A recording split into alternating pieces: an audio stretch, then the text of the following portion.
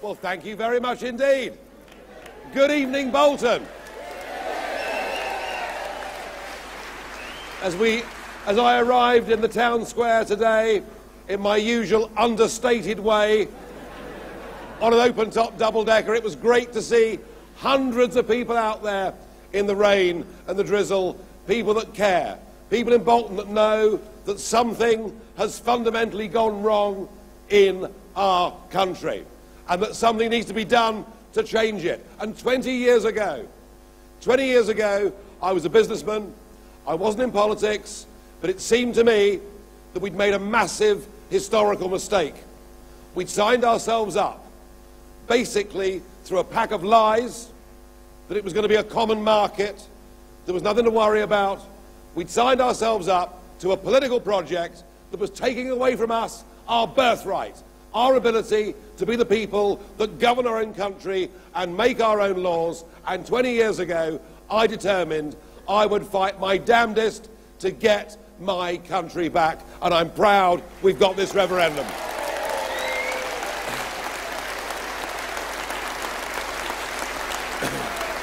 Now, after all these years in politics, I suppose I have become quite cynical about the political class, their relationship with big business, with big money, and yet, even I am astonished at the depths they're sinking to in this referendum campaign. Today we had the Institute of Fiscal Studies telling us there could be a 2-year recession if we leave the European Union. What, of course, the BBC... Come on, liven up, really. What, of course, the BBC did not tell you in their early morning broadcasts is that the Institute of Fiscal Studies have taken over £7 million of EU funding in the last 10 years. And we see the same from the OECD and the IMF and all these global institutions. They're staffed with overpaid failures from domestic politics, and they're using our money to tell us what we should think and what we should do. And frankly, I believe that to be immoral and disgraceful.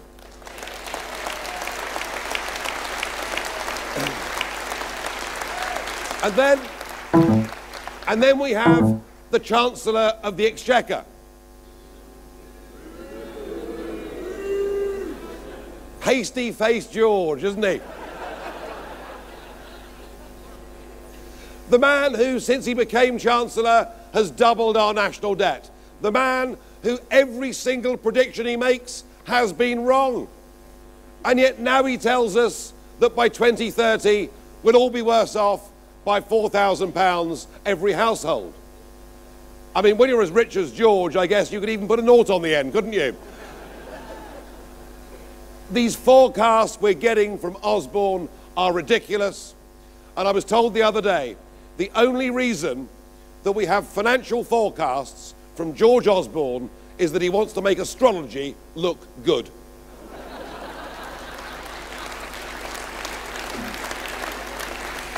But far worse than the IFS, the OECD, the IMF and all these dreadful people, far worse than President Obama. President Obama came, and that was the day that Project Fear became Project Threat. And I'm grateful to Obama, because as a result of his visit, the Brexit vote went up by nearly 3%. Can he come back again, please, before June?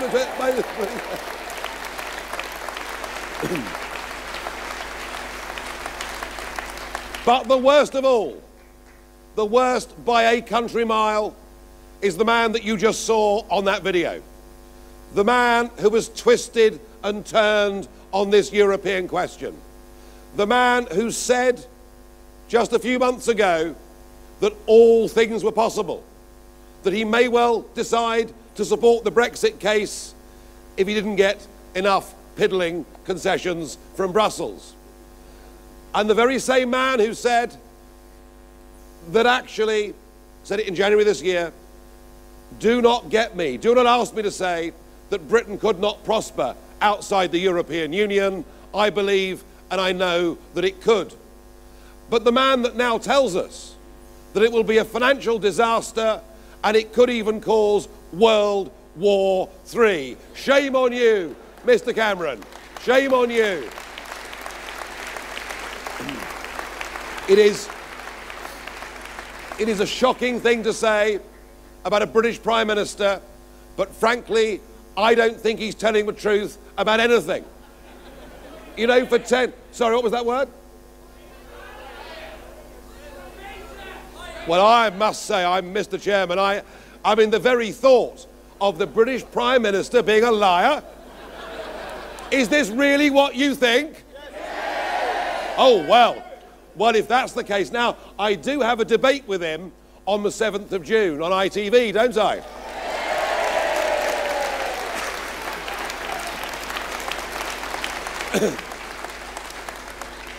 So that's right, the man who spent 10 years campaigning for Turkey to be a member of the European Union and then tries to imply he might veto it. I think, given the advice that I've got from this crowd in Bolton this evening, when I see him at ITV on June the 7th, I'm going to tell him exactly what you and the rest of this country thinks. You have my word.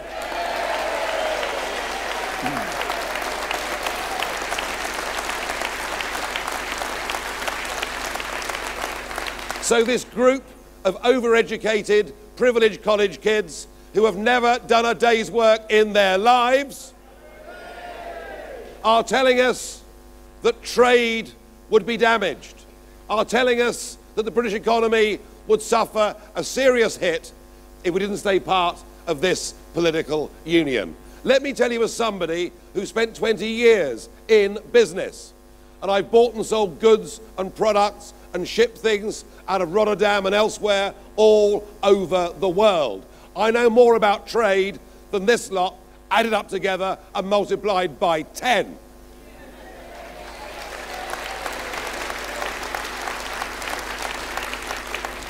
Trade happens because consumers decide they want to buy a product.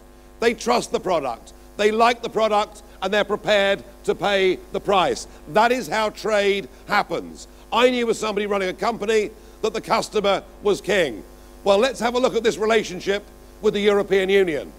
Look how many German motor cars there are driving on our roads. Look how much French wine others drink every single week. And understand that we are now the Eurozone's biggest export market in the world. They trade with us at a deficit of over £60 billion a year. They need us far more than we need them, and trade with the EU will be unaffected.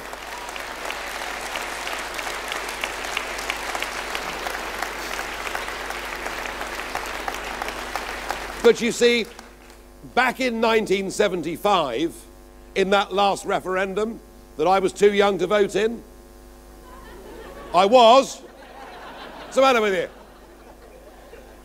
Back in that referendum, what our political class did is they hid the political agenda by simply talking about it being, remember, a common market.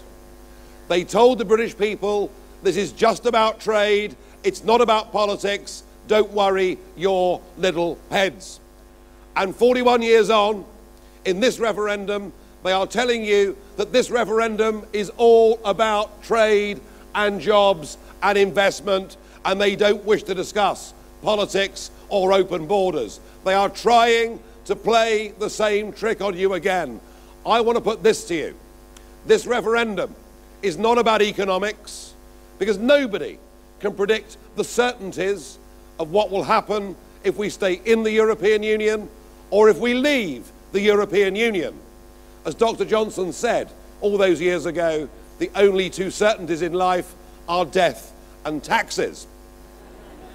But what I can tell you for certain is this referendum is about one simple, very straightforward, but absolutely fundamental thing. This referendum is about who governs Britain. That is what this referendum is really all about.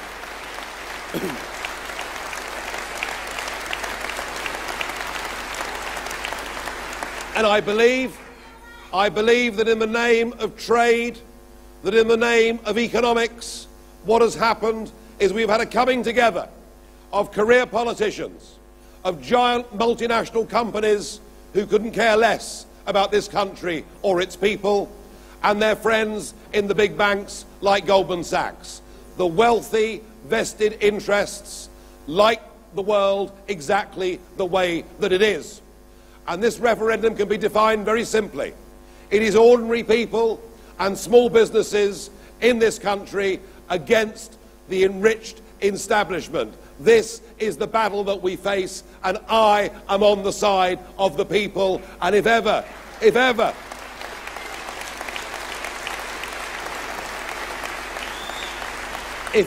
voting in an election mattered because it could fundamentally change your future and your lives, then it is this referendum. If we can beat this establishment, we get back so much of what they have given away.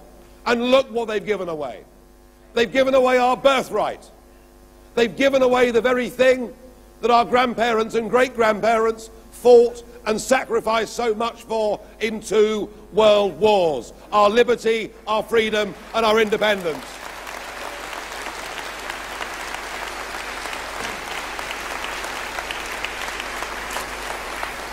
They've even given away our passports.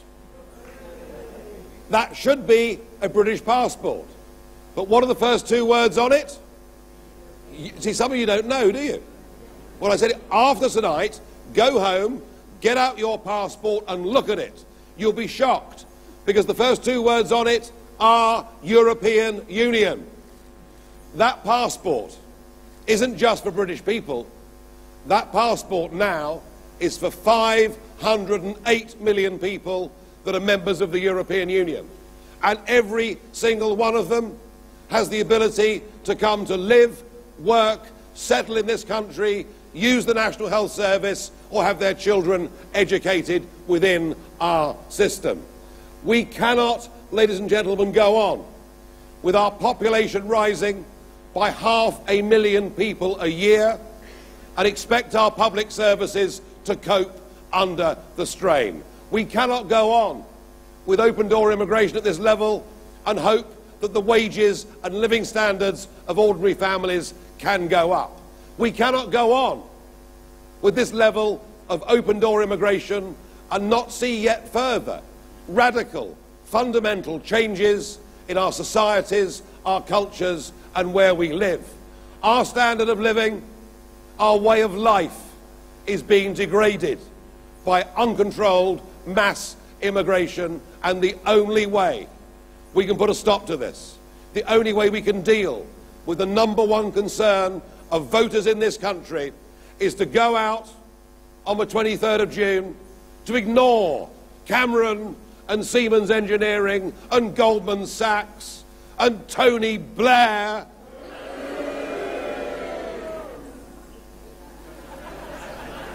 and Peter Mandelson and Michael Heseltine. Oh, the list goes on forever. But the only way we can overcome this is to vote for Brexit. And to do that, we need you to be our people's army. We need you to take leaflets, to take posters. We need you, as Kate said, to speak to people in the supermarkets, to talk to people at your bridge club, your golf club, your working man's club, wherever you go. I myself am taking this campaign around as many pubs as I possibly can.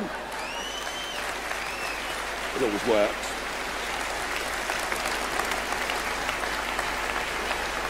But get out and talk to people. Drill them into submission. Drag them physically down to the polls. Because the way we win this referendum is to get people out there voting on June the 23rd. And they can speak on the other side as negatively as they like. We are giving a positive, upbeat message. We want our passports back. We want our borders back. We want our country back. We want to leave the European Union. Thank you. Thank you. Yeah. Not my